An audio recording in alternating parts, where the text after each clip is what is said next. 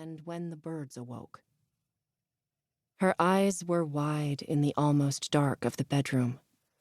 The moon had shifted in the sky, and now tossed cedar bough shadows upon the floor, and she wanted those doors closed and the drapes pulled firm and fast against the night. Her heart was high in her throat, and she couldn't understand this. She let go of the quilt for an instant, to blot the palm of her hand. It was a very simple life she wished to live, not at all complicated, an utterly straightforward life. He came through the other door, not the open ones she was watching, but the other door, the one from the hallway. She heard the sound of it opening, like an inhalation of breath, and quickly closed her eyes, smoothed the skin of her face from the inside, relaxed the hand that gripped the quilt, and breathed once more like a person asleep. It wasn't unusual to pretend to be asleep. People did it all the time. Everybody did it.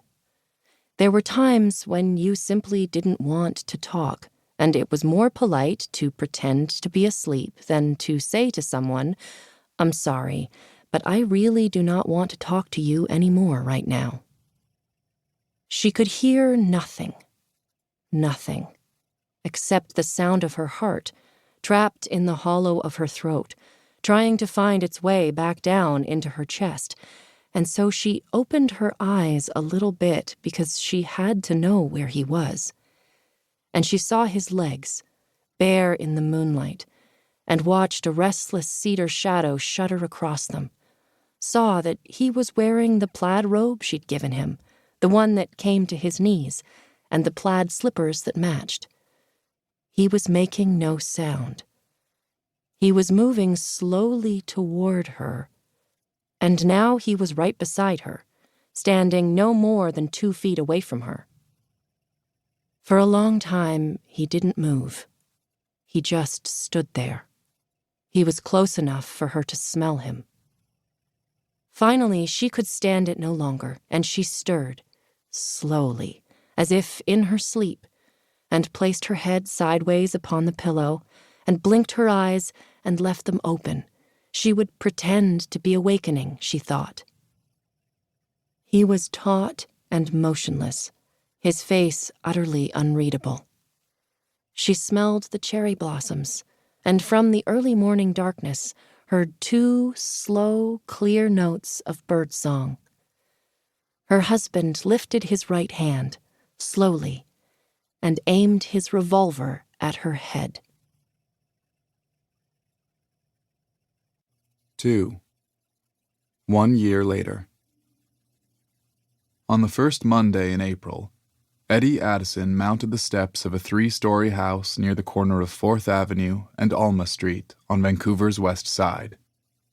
He was young and bulky, tall, with carroty red hair. He crossed the wide porch, knocked on the door, and waited. He cast small, uneasy glances from side to side, not looking for anything in particular, just keeping his eyes open, keeping his smarts at the ready. He heard a muffled cry from inside, and for a second the hairs stood up on the back of his neck.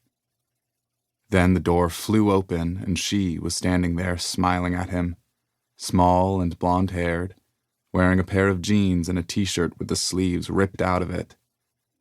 "Here," he said, thrusting the package at her. "Oh, thank you. Come on in." She stepped aside. "And wait while I—" She left the door ajar and hurried off down the hall.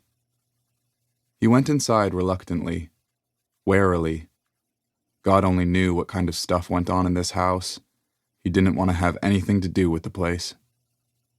Eddie knew she was going to get him a tip. Of course, she should have had it ready so as to be able to give it to him gracefully, not saying anything about it, just handing it to him at the same time she took the package. That's how Mrs. Holden on Mackenzie Street did it when he delivered. This girl had no class, he thought disapprovingly, despite the fact that she went to the damn university. He stood there, feeling more and more awkward, waiting while she hustled off to rustle him up a tip, filling the whole damn hallway with his body.